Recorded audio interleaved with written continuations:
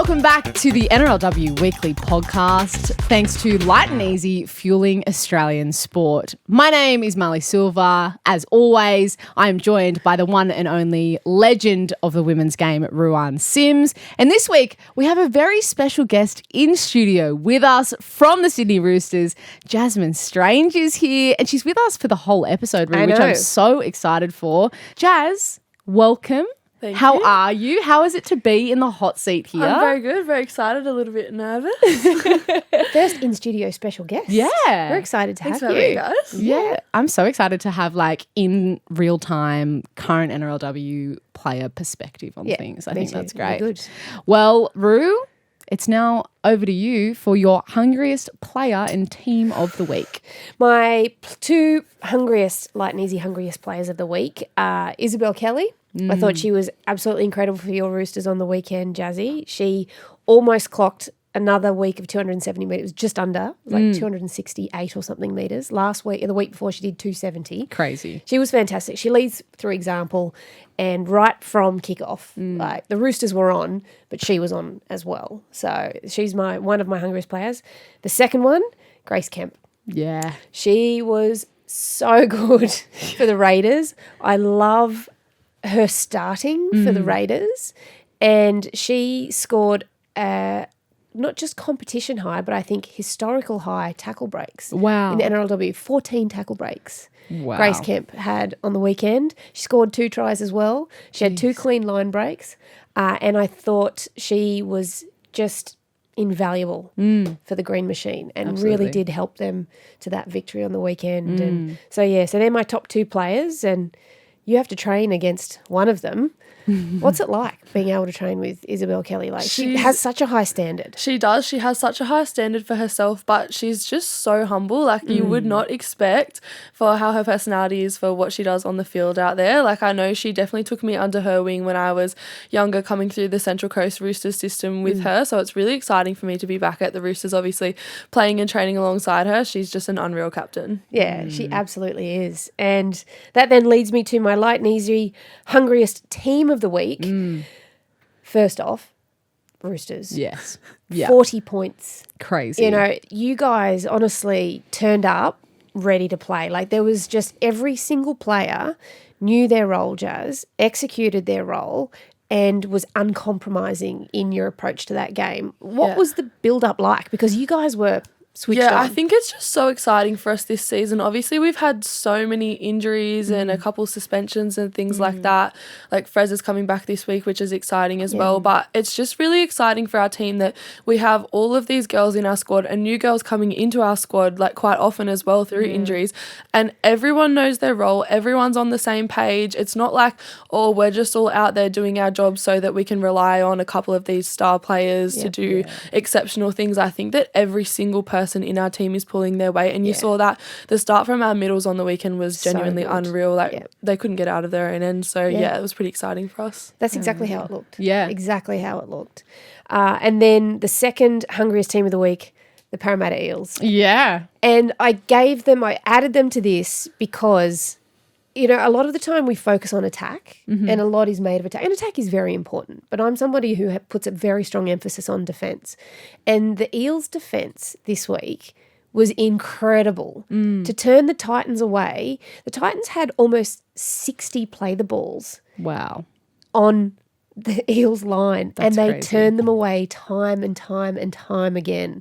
And so I was just so impressed with that as a defensive effort. So that's why I added them to my team. I mean, and they're another my side. two, I should say. They're another side that's been really ravaged by injuries as well. And I think we talk so much about the depth of NRLW squads and, whether the talent is spread too thin and the like. And, particularly in your Rooster side, but I think we're seeing it across the competition that when you're giving particularly these young, inexperienced girls a shot, they can step up to the plate. Well, now. I think there's just such a difference in clubs investing in their junior pathways as well. I know when I was coming through, there wasn't very many girls playing and a lot of girls had just kind of, I'll go give it a shot. But now these girls are in these systems from a really young age. So I think we're finally starting to see that spilling into the NRLW. So it's so exciting. Oh, I love it. I think that's exactly what you've said I agree with. Because when you expand, and we spoke about this last week, when you expand and you push boundaries, you're forced to get better and you're forced to be innovative and you're forced to come up with new ways of,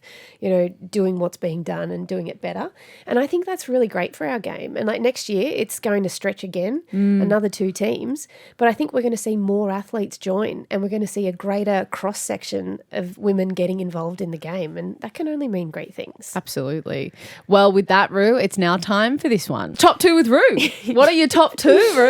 Right, top 2 with Roo. My first one has to be a tip of the hat to 2 women in the NRLW who clocked up 40 games for the first time on the weekend.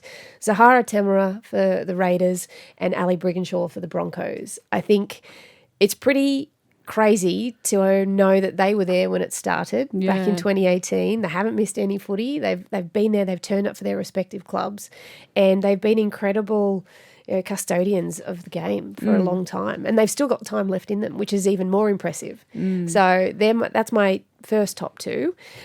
Before you get to the second, go. I guess for maybe people who are newer to NRLW, 40 games, I mean, they're the first players to reach that milestone. So, I mean, what would be the equivalent in NRL? It's like when Cameron Smith got to 400 or...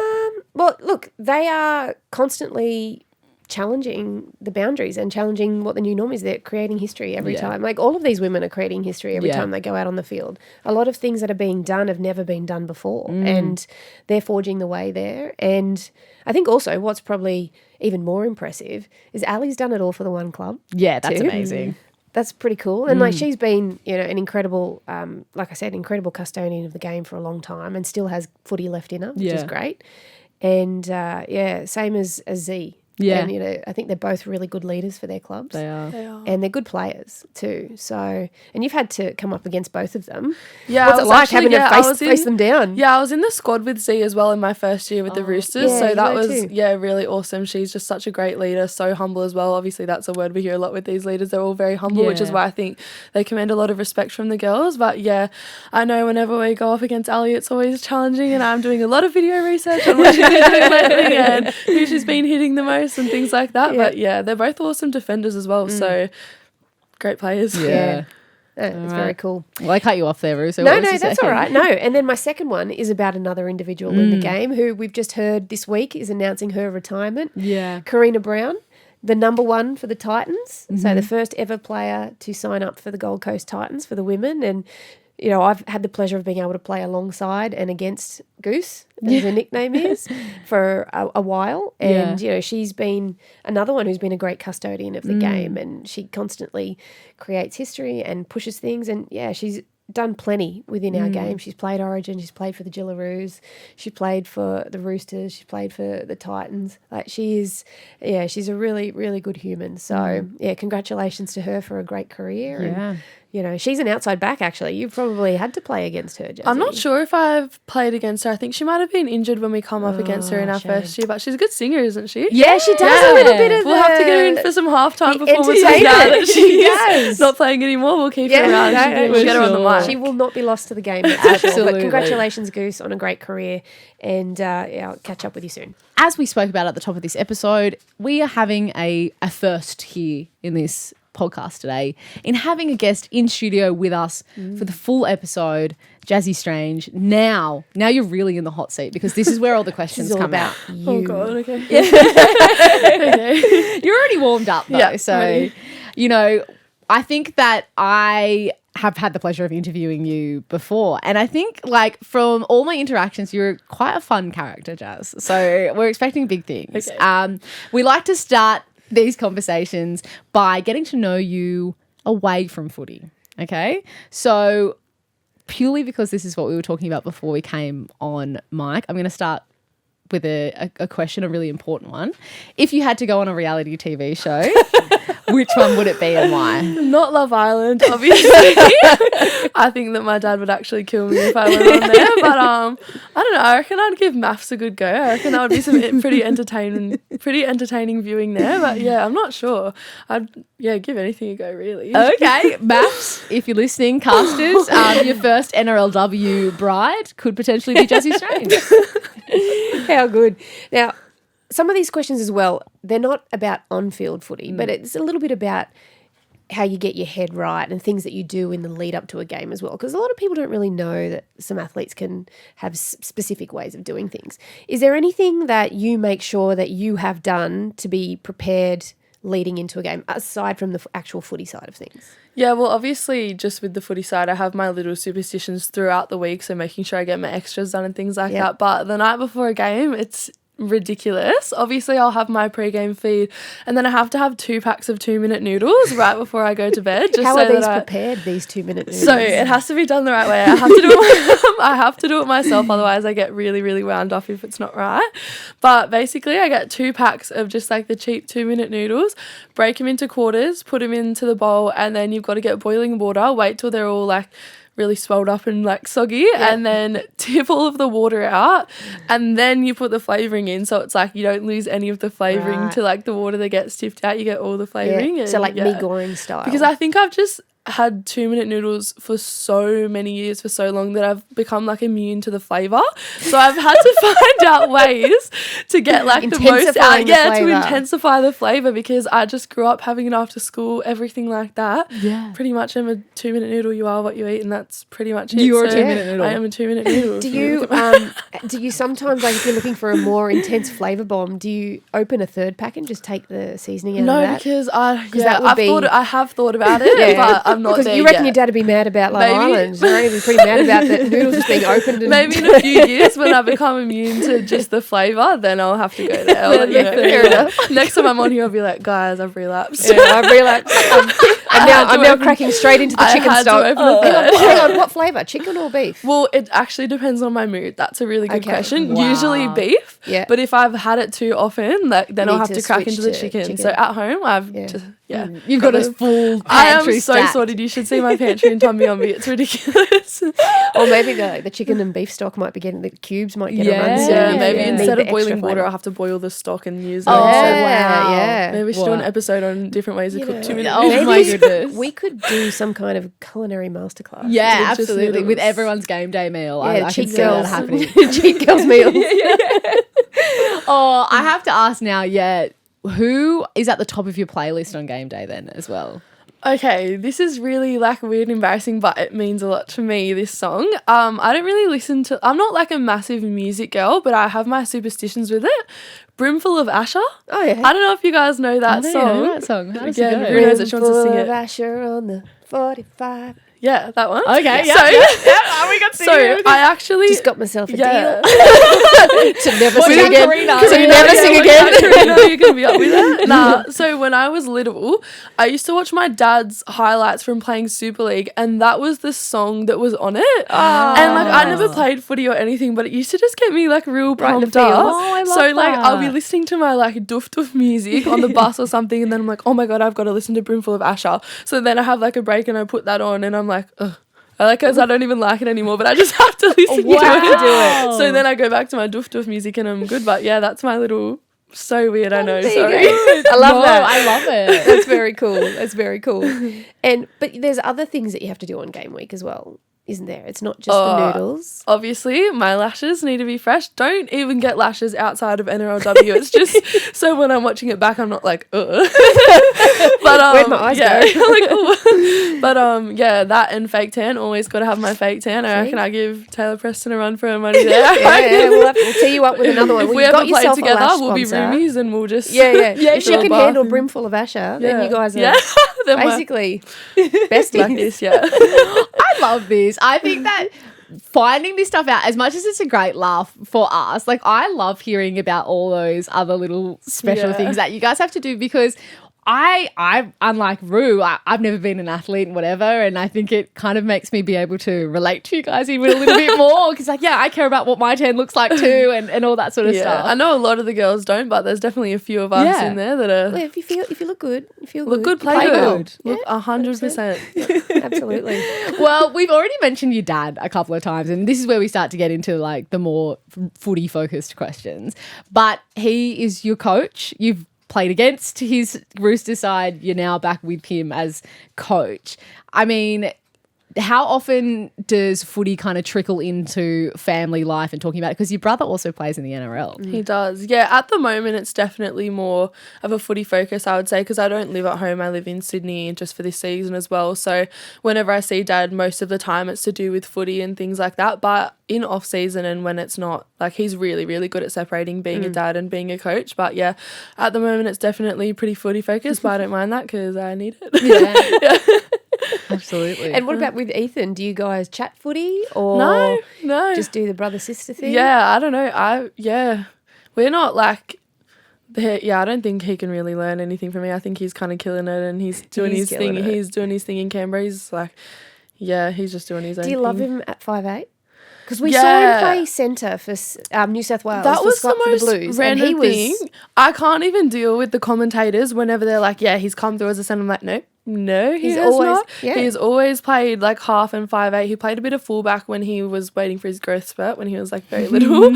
But he just played that one game in centre because he was 18th man for that game and then someone was injured there, and obviously he just played well because he's just a footy player and got the ball in his hands heaps, and his defence is just unreal. Like I'm in awe of it. But he's only then, I think, because like obviously his coaches probably saw him play well at centre at the thing, they probably thought, but he's definitely a 5'8". He's not. Well, like you said, he played his junior footy. Yeah, he's definitely not. But that's usually why, if you've got a half who's got a lot of speed, they can play centre and they're very good at it. So like Jack Whiten style, because they know what a half is looking for and they know the lines they're looking for. Yeah, and he also does that jam defence really well as well, because he actually does it from half if you watch him a lot of the time on the back of Arties. He does take the high line a lot, he would be good wherever you put him, but I definitely think he enjoys playing half or 5'8" a lot more. Yeah, you said it, he's been killing it. Yeah.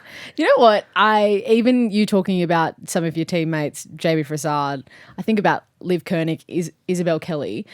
What is going on in the water in the Central Coast? I know the Central Coast Roosters are a feeder team for the actual Roosters. Yeah. But so many of your side are from the Central Coast, and is that just a really strong breeding ground for athletes, or what's it like? I think just growing up on the Central Coast, everyone's really, really active. Like there's no one that's not like really active there. So I think that the fact that everyone grows up playing so many junior sports and, surfing and skating and just being outdoors and socially, it's a massive thing for parents as well, taking their kids to junior sports. So I honestly think that it's just the fact, like the demographic of people that are there obviously enjoy that outdoor cruisy lifestyle and things like that. So because I played my first game of nines, which was my first game of rugby ever, with Liv Koenig and Jolie Morris, who was with us last year as well. So we've got a massive Central Coast population in our team, but I think it's just we had a really, really strong Central Coast Harvey Norman season, and then there was a lot of girls, a few of them have gone back to Newcastle now, but they were at the Roosters, and I think because my dad coached that, we had just a really strong dynamic within us all and came to the Sydney Roosters together from that Central Coast Harvey's team. So there's a few different mixes in there that have contributed to that. Yeah. Do you do some stuff with juniors when you go back to the area?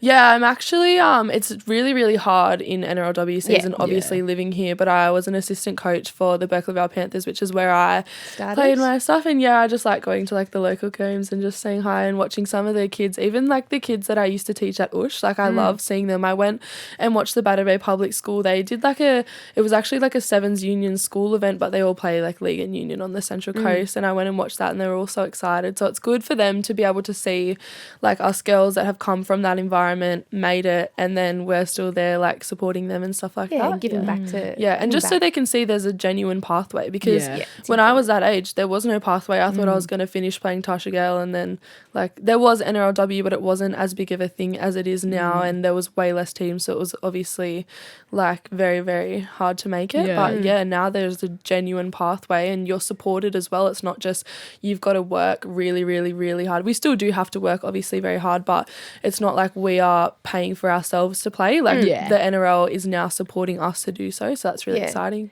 Yeah, and I have to ask you before we get on to some more deep and meaningful footy stuff, I had a chat with you on social media a little while ago about a video that was posted, and you absolutely poleaxed somebody. Yeah. And it was hilarious because he actually came up to you and said, "Can you please tackle me?" Yeah, so the story behind And that, it went viral. I think we were on like day 3 of Mad Monday and we were just at a pub in Newcastle. Oh my God, I remember this now. Yeah, I remember now. I had half of my costume still on because I think Rima had the other half of it and I was like, that looks great on you, keep wearing it. So I was half a gingerbread man and then some dude walked up to us and he was like, I just want to feel what it's like to get tackled by an NRLW player. Can you please tackle me? And we're like, what a weirdo. Like, what? And he's like, oh, we'll give you $200 for your tab. I was like, yeah. I will tackle The you. contracts aren't that big yet. Anyway, so yeah, I did it. JC as well did it as well, but obviously my one's the one that got leaked to the those Instagram accounts. It's because you buried him. Yeah. Absolutely buried him. And the security guard was actually the one that sold the video because I was a bit worried about getting in trouble for doing it. But obviously it wasn't that bad. And but, he asked for it. Yeah, he did ask. Yeah, but the security guard is the one that took Filmed the video and sold it. No way. No royalties out of it. I get no royalties. I actually was like, oh, can I have credit? He's like, this isn't your video. I was like, okay. But it's my tackle. Did you get a bump in followers though after that? I think I got like 4,000 followers and a Nice. few DMs after that. Definitely a few Weird creepy, DMs? creepy ones. There's apparently a lot of men out there that really want to get tackled by an NRLW. Oh my God. So yeah, that was what it was. That was a But, ripper of a tackle too. yeah, thank We've seen you. a few of those this year as well. Yeah, I think your I've defence been- has been fantastic this Yeah, year. I've had a massive focus on my defence this year. I think I had a shocker in round 1 and I was just a bit, really, last year I think I got by, a bit of natural talent and just doing what I was doing on the wing as well. You're making less things like that. But yeah, this year, especially after round 1, like I just dug in and really, really worked on my defence and Dad's helped that a lot. And I think people probably don't understand how hard it is to defend at centre. It's Yeah. actually really difficult because everything is moving at pace. Bodies are always moving around you. And Yeah. if you make a decision to go, you got to make sure you got your connection to actually go, and then you got to make sure it sticks, and like it's all happening so quick. Yeah, that was the thing I found really tricky last year because it kind of needs to be solved by the centre. And when your team doesn't have like a strong edge defence policy, like I playing wing still knew what I would have done if I was at centre and then I was trying to do it from wing. So it was just a bit tricky. But obviously playing centre this year, that I'm really, really happy because I think that's one of my strong suits is those defensive decisions and I have those cues and the tackle tech's improved a lot. So yeah, I'm really excited about that. And in our team, everyone's on the same page and we have a very clear like defensive policy. So which changes week to week who we're versing and things like that as well. So yeah, I've been going Yeah, well, I think a couple of weeks ago against when you played at Allianz, that was probably the best defensive game I'd seen out of you. Like you were just making the right decisions, you were hitting it at pace, you were seeing the ball, you were seeing where it was going really, really well. So Yeah, I you think can see that you've I've been working on it. brought a lot of confidence into this season as well from working really, really hard. Like I think, moving to Sydney's been great and the girls I'm living with, there's a lot more focus on it. So I think that I'm taking that confidence from knowing that I am working really, really Yeah, hard. that's good. Well, I have to say, because I interviewed you after your debut game what would that have been 2-3 years ago now? 2 years ago? 2 years ago? Yeah. And watching your footy, like, it's matured in a great way and it just seems like you're really coming into your own as you've described. You've also been coached by Ronnie Griffiths and won a premiership and your dad. How have those two different styles of leadership helped you sort of grow and come into that confidence and do what you're doing now? Yeah, I think Ron was amazing for me last year. Like I can't speak highly enough about him just as a person as well. I wouldn't say that I'm a confidence player because I think that I take my confidence from myself and things like that. But he was just really awesome for me building my confidence. Obviously, I was still coming back from my ACL injury. So I think, that was pretty big. But I just knew that he backed me and he's just a great person and he was really good at uniting the team. So I really, really enjoyed being coached by him last year. And then obviously Dad's awesome with me because he knows me, like how to talk to me as his daughter and a player as well. And then he's just got that real technical side to things as well and like a lot of video and just very particular things that have really helped. So I think that both of their coaching styles have really complemented each other and like made me the player that I am now.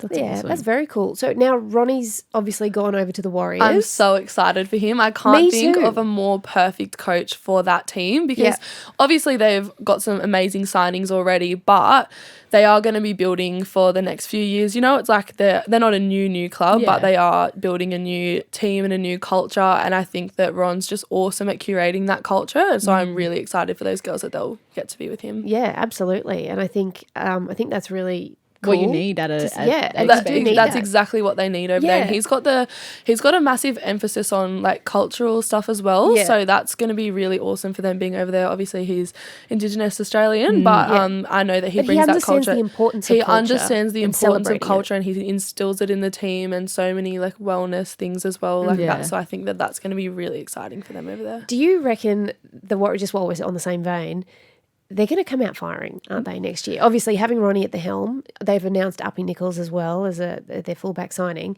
But there's going to be some genuine raw talent that we've never seen before. There is, come and out I know next that year. a lot of the girls that have come over from New Zealand have spoken about how much talent is over there, but there's so many girls, especially with families and kids, Just that can't come aren't to able to Australia. come to Australia to showcase that. So it's just so exciting for the game and the women's game that we are going to get to see those girls next year. Yeah. I'm so excited for where things are going. Before we get to what 2025 looks like, though, we do have the back end of this season.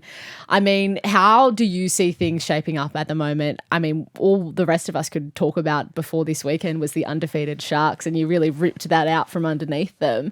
Do you feel like the top 4 position, because it's probably not going to be cemented until the end of the last round, who's the biggest threats? I think that I'm pretty sure Dad called what the top 4 is now. I think he said, like that they were going to be the strongest teams, but it's been a really random year. Like there's been a lot of upsets and there's been like, which I think is just because of so much new talent coming through and like a few other things as well. But like, I think that whoever we get, we're just going to have to focus on them or if we've obviously have to win these 2 games to make the finals and there's such a congestion for that top 4 spot. But honestly, each team has their strengths. So whoever we get, it's going to be an absolute battle. It's not like other years where there's just been like 1 or 2 teams that Quite are far clear above everyone else. Like there are genuinely so many really competitive teams. And even I think that the Raiders have been really unfortunate. Yeah. Like I think that they have been playing really, really well and have just been unlucky. I think the Tigers have been as well. Yeah. And I obviously they were really close last week, like at some point. So like this entire competition, the standard's just risen to another level. Yeah, it definitely has. And the run home for you guys, whilst not easy because you want to make sure that you're playing good footy, after having such a performance on the weekend, brings you a lot of confidence 2 rounds to go in the regular season. Yeah, it does bring us confidence, but I think that we just played how we know we can play, and I think that It all came together. we've got like a really strong attack and everybody knows their role and everybody knows their roles in defense, but I think it was just an attitude thing that won us that game, how we came out. It's not just how we started, because even if we get off to a bit of a slow start, we can still pick ourselves up, but I think that we do have confidence, but we need to not let that get the best of us and go, oh, well, how good are we like coming into these games? Because like Cows need to win this game. Yeah. So they are going to come out firing at us. So we obviously need to go back at them with that too. Absolutely. Amazing. It's going to be a good game. exciting. Oh, yeah, it is. Yeah, it is. Well, we're almost into our segment about previewing that round. So, but stick around, because up next we're going to be having a bit of a debate about the greatest eras of NRLW. At Light and Easy, we're fueling the champions. Our ready-to-eat, healthy and delicious meals are the perfect addition to a performance diet. Whether you're on the court, in the ring or on the field, we partner with professional athletes and teams to give them more time to train and play.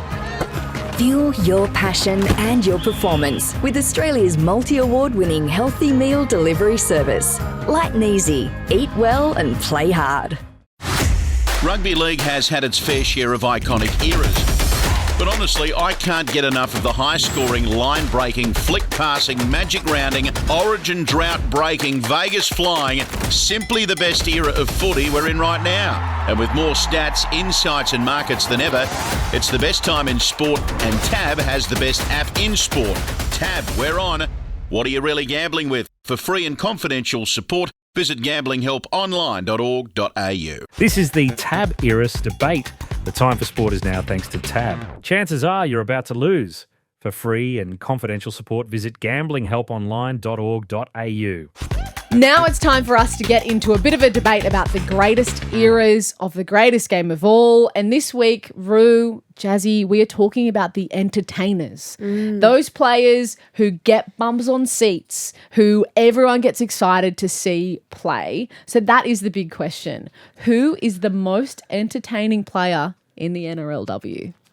Oh, who wants to pick that up first? Because I reckon I'm going to agree with Jazz. Yeah, I would definitely have to say on playing Tamika Upton. Like, she is just a level above. Every time she gets the ball, you're like, oh my gosh, I know, like, when we have to defend against her, we're very on high alert for wherever she is, but she just can create something out of nothing, whether it be herself or through her team. Like, it's actually unreal what she does. And even defensively, like, she's not like a massive fullback, but she's just so solid in defense. It's not even funny. And I think that a lot of like listeners and people that watch might not know about how much work fullbacks have to do off the ball with counting numbers and sending people which way and communicating with the rest of the team in defense. So she just does everything that you can do so well. Yeah, I agree. I think Tamika is definitely the top. Like she, like Jazzy said, she can create something out of nothing. You give her a half sniff and she just makes this incredible thing out of it. She's absolutely amazing. So I definitely agree with Tamika. I remember in our grand final, we were down to Titans and I was literally on the field going,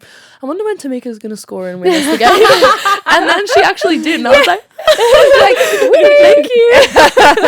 But that is how good she is. And that's how much confidence you have in her when you're on her team as well. Like, you just know. Yeah, you definitely do. I think another one that I find incredibly exciting is Lauren Brown. Oh, yeah. Particularly this year. Yeah. She has really warmed to that role in the number 7 jersey. I think she's been fantastic. And then it's been spoken about at length and it was heartbreaking for me. But that field goal in Origin 2 at Newcastle, just to put yourself in a position to have the skill set, to have the confidence to execute that under so much pressure in those conditions. Yeah. She does really exciting things. So I think she's definitely an exciting player for me. Well, I'll add one more and we'll go 3 different positions here because even though she's injured at the moment, I think that one of the most entertaining players since essentially the inception of the NRLW has been Jess Surgis. And when she's in space, from my experience, she's in that group of players that gets raised at the pub when you're talking about NRLW. She's someone that people know,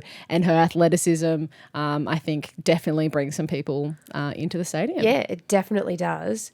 And I will follow you up with another centre. Go on then. Jamie Chapman. Oh, yeah. Like, we could go all day with this, though. Yeah. Like, you think about that try in Origin 1, for Phil Gould to say that is one of the most impressive individual tries you'll ever see at any Origin level. Yeah. The man who has seen almost everything in the game to be that impressed, you got to have something. So some of her individual tries are just crazy. unreal, and it doesn't even look like she's running fast because of how long her strides are. I remember when we had those trial games at the start of the year, she made a break. I was like, oh no.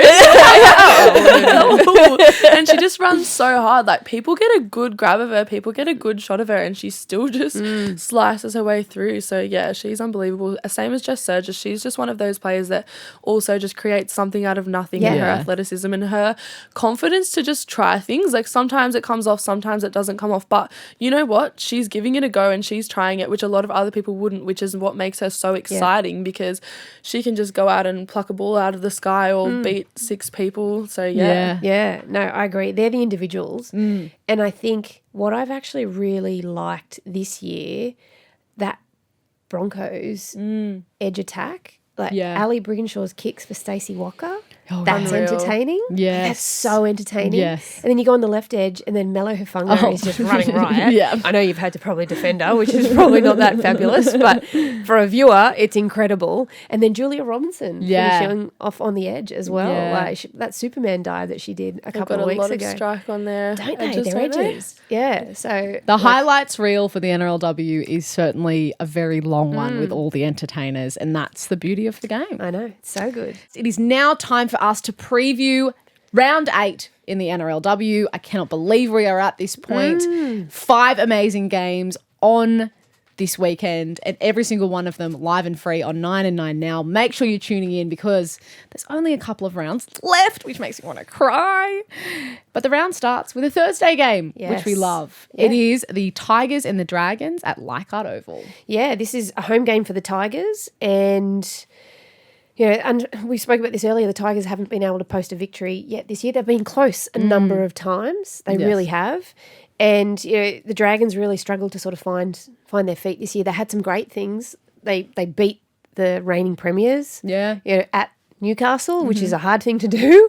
But, this is going to be a tough game, I think, for the Tigers. I feel like the Dragons pack just has enough to keep the Tigers at bay. And I think even though it's a home game for the Tigers, I feel like the Dragons might get the victory on this one. Okay. What Who's do you your reckon? tip, Jazz? Who's your tip, Jazzy? I honestly think that it could go either way. Yeah. I think that the amount of fuel that the Tigers would have to obviously not go throughout the season without a win, like that could take them there, because they do have a lot of like their offload game and things like that, second phase play. Like they could get a win over them. But yeah, Dragons have also been really good. Tegan Berry killing it as well. So you never know. Yeah. Okay. I think I actually tipped the Tigers. Did you? Yeah. I tipped the Tigers last week. Yeah. And God, they almost got there. So close. So close. And I just wonder how much that's taken out of the tank for them. True. So, That's a fair point. Yeah. I just want them to get there first. I do We were too. all watching it in our team room. We were like cheering for them, not because we don't want anyone else, Yeah, but yeah, we yeah, just yeah. wanted them to get I over. know. Come on. Yes. I know. Yeah. Well, after that match on Thursday, then on Saturday, there is a double header on the Gold Coast, starting with the Broncos and the Sharks, which I think is going to be very interesting. Yeah, it is definitely going to be interesting. The Broncos had that really good come from behind victory